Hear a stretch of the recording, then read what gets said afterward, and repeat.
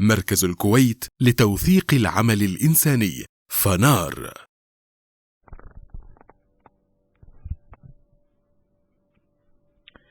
بسم الله الرحمن الرحيم، الحمد لله رب العالمين، والصلاة والسلام على سيد المرسلين محمد بن عبد الله وعلى آله وأصحابه وأتباعه إلى يوم الدين. إخواني الكرام، أخواتي الكريمات، السلام عليكم ورحمة الله وبركاته. يطيب لي اليوم أن أتحدث إليكم عن معنى مهم من معاني البر والإحسان، ألا وهو معنى الكرم. فالكرم صفة وخلق عظيم دعا إليه هذا الدين الإسلامي الحنيف. كيف لا، والله سبحانه وتعالى هو الكريم. الكريم غاية الكرم، يرزق بغير حساب، ويغفر ويصفح ويحلم ويتجاوز ويعطي ويمنح، فهو الكريم المنان، يغمر كل عباده بالعطاء تكرما منه وتفضلا. ففي الحديث النبوي الشريف قال رسول الله صلى الله عليه وآله وسلم: إن الله حيي كريم يستحيي أن يرفع العبد يديه ثم يردها صفرا خائبتين. ومن كرم الله سبحانه وتعالى أن يضاعف الحسنة إلى أضعاف مضاعفة وإلى 700 ضعف، ويضاعف الله لمن يشاء. ومن كرمه سبحانه وتعالى أنه يغفر الذنوب جميعا إذا تاب العبد إلى الله توبة نصوحا خالصة صادقة، فيغفر الله سبحانه وتعالى له. ومن كرمه عز وجل أنه يبدل السيئات إلى حسنات، ومن تاب وآمن وعمل صالحا فإنه يتوب إلى الله متابا. ومن كرمه سبحانه وتعالى أنه يرزق من يشاء بغير حساب. والله سبحانه وتعالى سمى نفسه بالكريم، وسمى نفسه أيضا بالأكرم، فقال في كتابه الكريم: اقرأ وربك الأكرم. الأكرم هو الله سبحانه وتعالى، بأنه ما من أحد مثله سبحانه وتعالى في كرمه وعطائه. من كرمه عز وجل أنه يعطي ثواب ليلة القدر بثواب 1000 شهر. ليلة القدر خير من 1000 شهر. والكرم عند العرب في اللغة هو اسم جامع لكل ما يحمد الله عز وجل عليه، فكل الصفات الحميدة تقع تحت لواء الكريم. وقد سميت الأخلاق في الإسلام بمكارم الأخلاق، فكل صفة جامعة للخير والنفع المتعدد تسمى في اللغة العربية كرم، حتى أن العنب يسمى كرما لكثرة منافعه. وقد سمي القرآن العظيم بالكريم لما به من خير متعدد ومتنوع. فالكرم معنى عظيم من معاني البر والإحسان. وأيضا الرسول عليه الصلاة والسلام كان كريما أيضا، بل هو غاية في الكرم، يعطي عطاء من لا يخشى الفقر.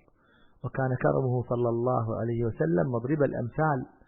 ومن المواقف الدالة على كرمه صلوات ربي وسلامه عليه حديث أنس بن مالك رضي الله عنه قال: أتى النبي صلى الله عليه وسلم بمال من البحرين. البحرين هي منطقة الإحساء. فقال عليه الصلاة والسلام: انطروه في المسجد.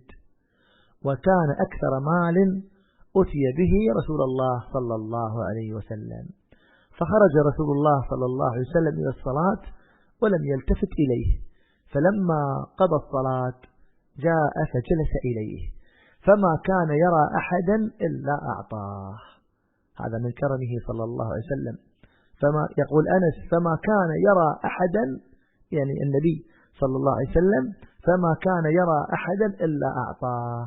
يقول أنس: وما قام رسول الله صلى الله عليه وسلم وثم منها درهم. رواه البخاري. هذا يبين كرم النبي صلى الله عليه وسلم. ويقول البصيري في بردته هذه الأبيات الجميلة، يقول عن النبي صلى الله عليه وسلم: فاق النبيين في خلق وفي خلق ولم يدانوه في علم ولا كرم. ثم يقول أيضا البصيري: أكرم بخلق نبي زانه خلق، بالحسن مشتمل بالبشر متسم، كالزهر في ترف والبدر في شرف والبحر في كرم والدهر في همم. هذا هو الرسول صلوات ربي وسلامه عليه الكريم الذي يعطي عطاء من لا يخشى الفقر، وهو القدوة والأسوة الحسنة للمسلمين الكرام، عليه أفضل الصلاة والسلام. من كان مقتديا فليقتدي بحبيبه وقدوته وشفيعه صلوات ربي وسلامه عليه. يقول الله عز وجل في كتابه الكريم: لقد كان لكم في رسول الله أسوة حسنة لمن كان يرجو الله واليوم الآخر. إخواني الكرام، أخواتي الكريمات، الكرم هو الإنفاق بطيب نفس فيما يعظم نفعه، وبذل ما ينبغي من مال فيما ينبغي. والكرم في اللغة العربية يدل على شرف في الشيء في نفسه أو شرف في خلق من الأخلاق. والكرم هو الإعطاء بسهولة، يقال رجل كريم، ويقال أيضا في اللغة رجال كرام. فالكرم صفة عظيمة وخلق عظيم يتحلى به المسلم ويتصف به. يقول أبو حاتم: أجمع أهل التجارب للدهر وأهل الفضل في الدين والراغبون في الجميل على أن أفضل ما اقتنى الرجل لنفسه في الدنيا وأجل ما يدخر لها في العقبة هو لزوم الكرم وملازمة الكرام، لأن الكرم يحسن الذكر ويشرف القدر. ويقول أيضا أبو حاتم يقول: الكريم محمود الأثر في الدنيا مرضي العمل في العقبة، يحبه القريب والقاصي ويألفه المتسخط والراضي، يفارقه الأعداء واللئام ويصحبه العقلاء والكرام. أيضا يقول الحسن رضي الله عنه وأرضاه: الكرم التبرع بالمعروف قبل السؤال والرأفة بالسائل مع بذل النائل، هذا هو الكرم. ويقول أبو حاتم: الكريم لا يكون حقودا ولا حسودا ولا شامتا ولا باغيا ولا ساهيا ولا لاهيا ولا فاجرا ولا فخورا ولا كاذبا ولا ملوما ولا يقطع إلفه ولا يؤذي إخوانه ولا يضيع الحفاظ ولا يجفو الوداد، يعطي من لا يرجى ويؤمن من لا يخاف ويعفو عن قدره ويصل عن قطيعه. هذا هو الكريم، الإنسان الذي يتصف بهذا الخلق العظيم. وقصص الكرام إخواني أخواتي كثيرة في تاريخنا الإسلامي العظيم. خلد التاريخ ذكر أولئك الكرام كما قال الشاعر: والذكر للإنسان عمر ثاني. ولا زال المسلمون يذكرون كرم سيدنا عثمان بن عفان رضي الله عنه وأرضاه، الذي تبرع بقافلة كاملة في سنة المجاعة التي مرت بالمسلمين. ولا زال المسلمون يذكرون القافلة التي كان فيها 700 ناقة لعبد الرحمن بن عوف رضي الله عنه وأرضاه، التي دخلت المدينة المنورة ودوت ضجيجا فتبرع بها كلها لوجه الله عز وجل تكرما منه وتفضلا. ومن قصص الكرام قصة الليث بن سعد رضي الله عنه، لما مات بكى عليه جيرانه بكاء شديدا، فتعجب الناس من شدة بكائهم عليه وتحسرهم على فقده، فسألهم الناس: لماذا تبكون على الليث بن سعد كل هذا البكاء؟ فقال الجيران: لقد كان يحب غنينا ويكرم ضعيفنا ويواسي فقيدنا، والله لم نحتج إلى شيء منذ أن جاورناه.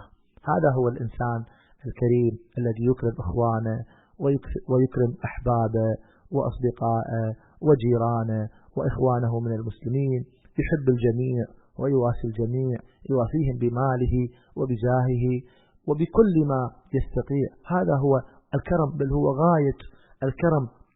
والتاريخ الإسلامي يذكر قصص الكرام، وكان من أولئك الكرام العظام عبد الله بن المبارك رحمه الله، ذلك الكريم الذي كان يحج معه أصحابه، فيأخذ أموالهم قبل الحج ويضعها في صندوق ويغلق على الصندوق، ثم يصرف عليهم، يخرج من مرو إلى بغداد فلا يزال ينفق عليهم ويطعمهم أطيب الطعام وأطيب الحلواء، ثم يخرجهم من بغداد بأحسن زي وأجمل مروءة حتى يصلوا إلى مدينة رسول الله صلى الله عليه وسلم فيشتري لهم.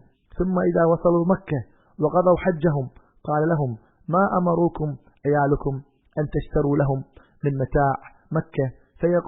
فيقولون كذا وكذا، فيشتري لهم ثم يخرجهم من مكة، فلا يزال ينفق عليهم حتى يصلوا إلى بلادهم في مرو، فإذا وصل صنع لهم وليمة بعد 3 أيام، ثم يأتي بالصندوق ويفتحه ويدفع إلى كل رجل منهم صرته بعد أن كتب عليها اسمه.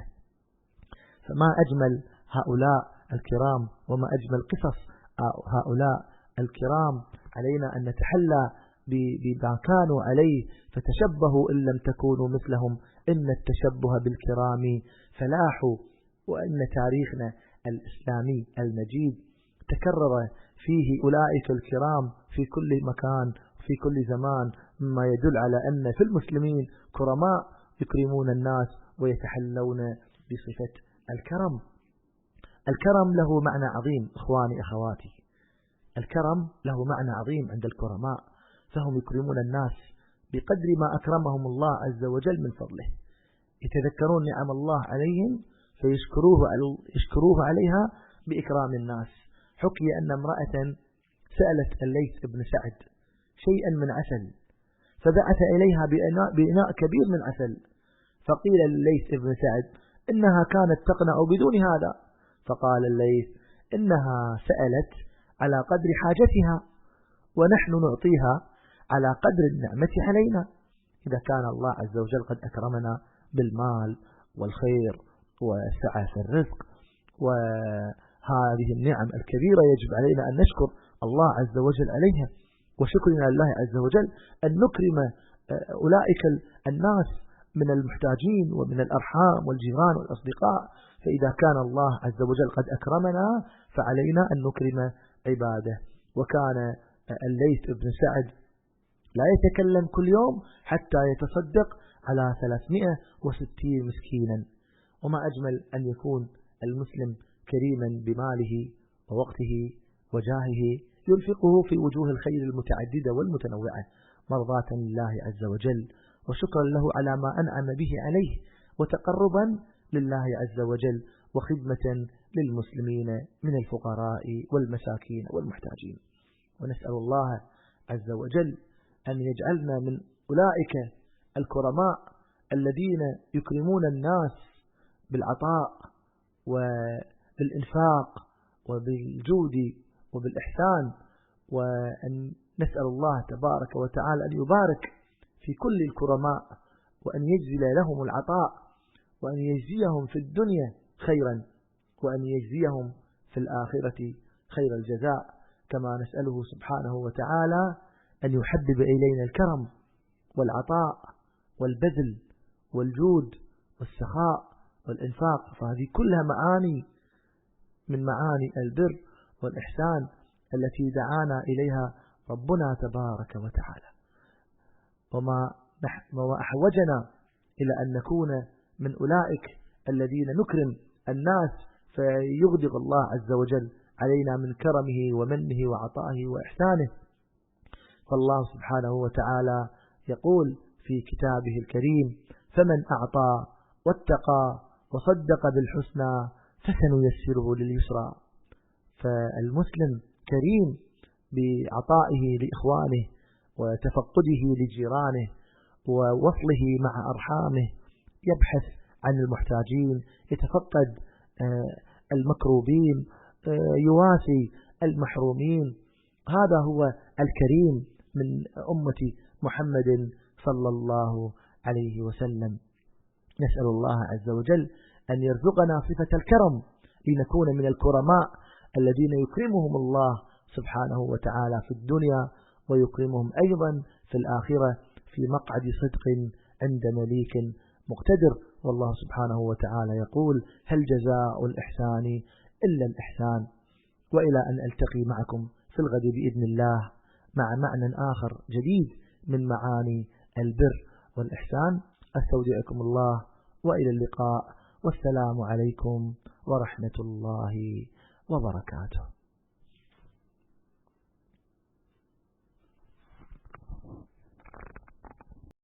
مركز الكويت لتوثيق العمل الإنساني، فنار.